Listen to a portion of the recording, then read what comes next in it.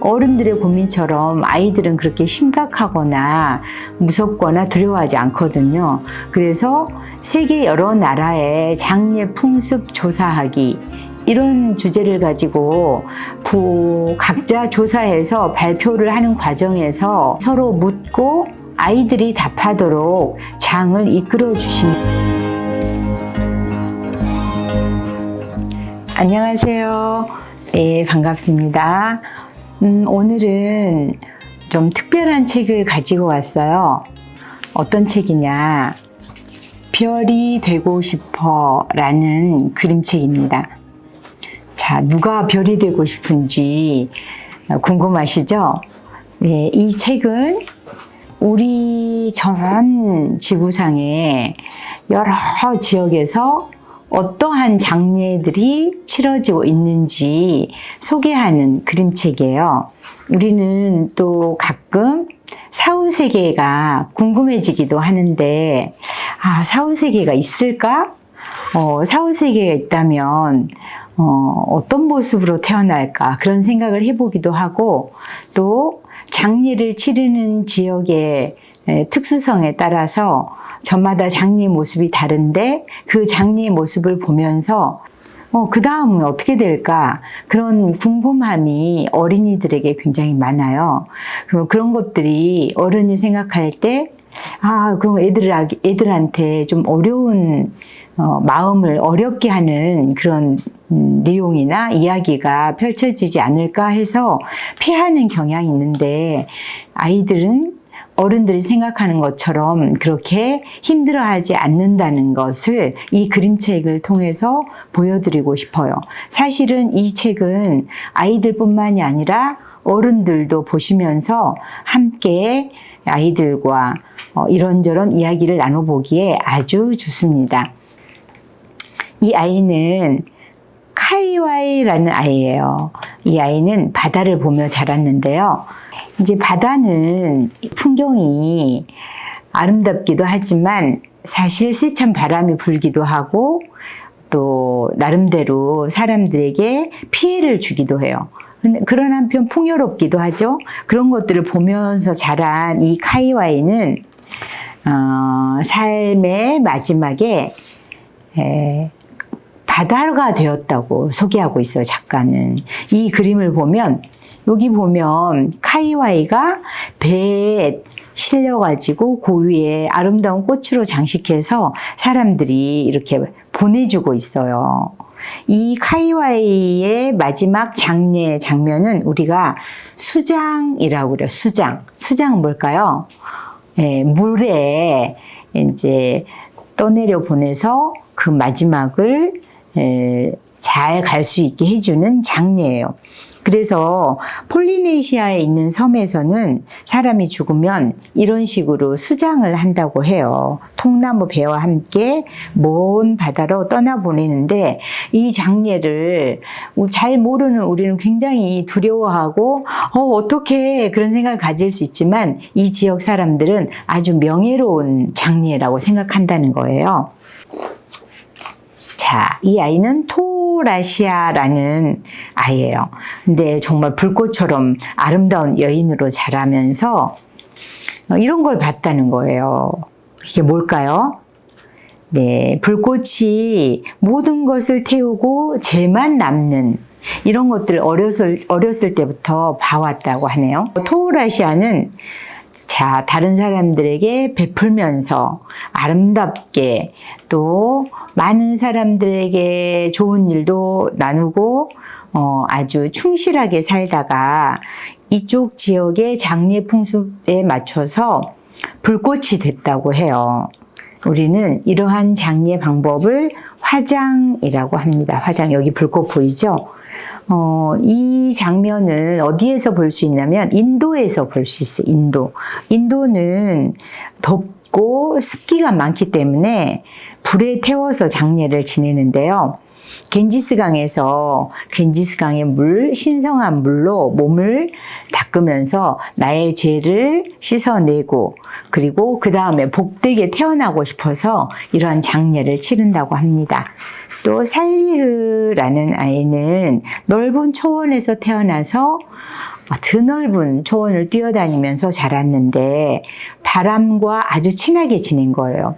떠날 때도 알려주고 많은 것을 바람을 통해서 배우게 됐는데 여러분 이 장면 보세요. 살리아르가 자란 그 초원지대에서 어떻게 장례를 치렀을까요? 그림 보고 한번 생각해 보세요. 네, 말이 뭔가를 싣고 가고 있죠. 북아시아 사람들은 사람이 죽으면 산이나 들판에다 놓아둔다네요. 네, 이러한 방식을 풍장이라고 해요. 풍장.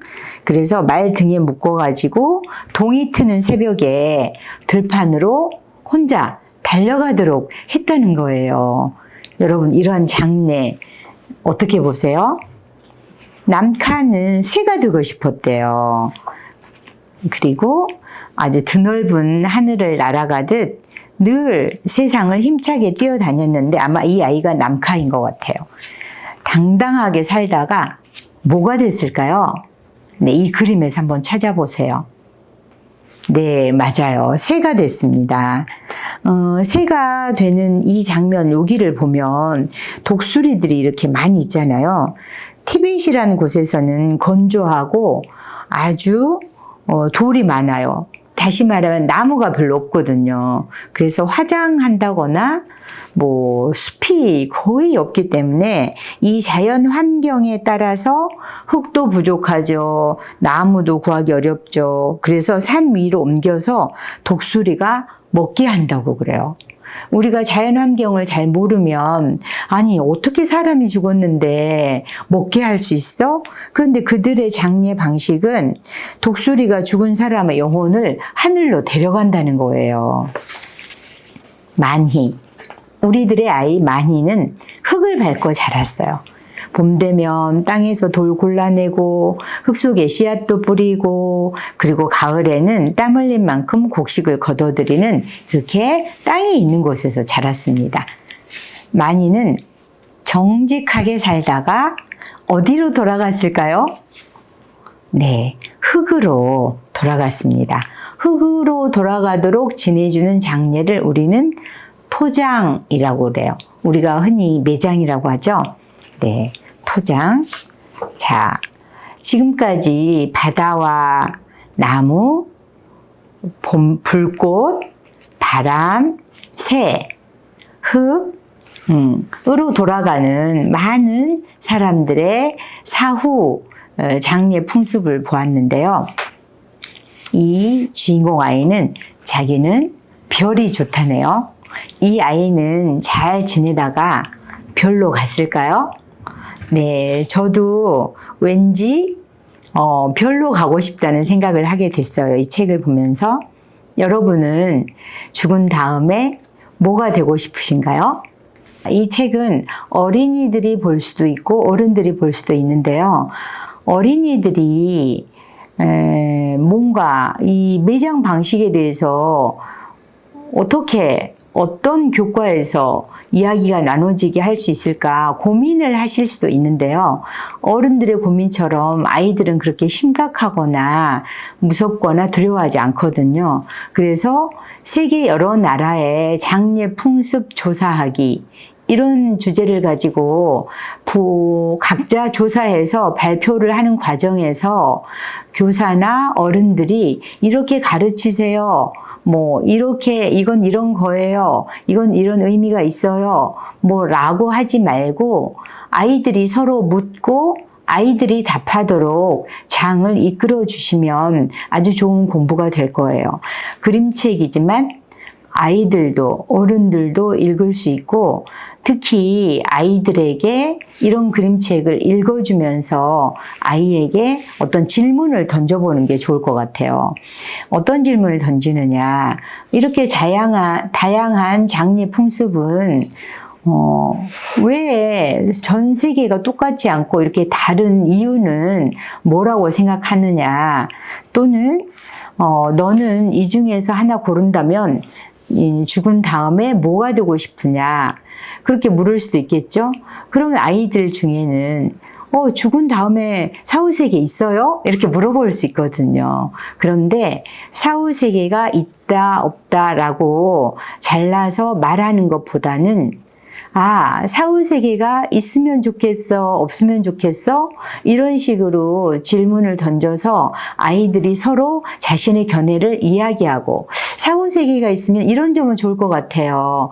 그런데 사후세계가 있으면 이런 점이 좀 살 때 힘들 것 같아요. 이런 이야기도 나눠보고, 사후세계가 없으면 이런 점이 좋고, 없어도 이런 점이 장점이 될 수도 있을 것 같다 하는 이야기의 장을 펼쳐주는 역할만 어른들이 하시는 게 이 그림책으로서 뭔가 죽음과 장례, 사후세계에 대한 이야기를 이끌어 보기에 적절한 그림책이라고 생각합니다. 그리고 아이들이 조사한 것들을 책 밖에 있는 지식이나 정보를 뒤에 게시판 같은 데 게시를 해서 아이들과 함께 서로 공유하고 또 집에 가서 부모님하고도 이야기해보는 그러한 연결을 좀 제공해주면 아주 좋은 교육의 장이 될 거라고 생각합니다. 별이 되고 싶어 라는 그림책이었습니다.